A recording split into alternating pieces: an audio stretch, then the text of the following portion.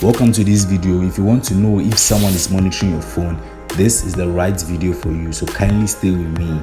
And if you know this is the first time you're watching a video from this channel, kindly subscribe and then give us a thumbs up after watching this video.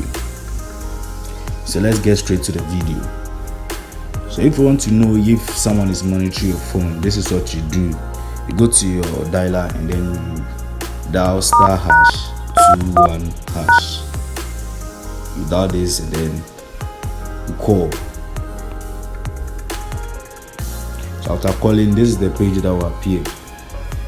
This is the page that will appear. So you look through, you can see it's all disabled. So if you have any of this enabled, then there is a big problem. Hope you understand. So you need to contact your service providers and get into the root of the issue. You report the problem. Hope you understand. Yes.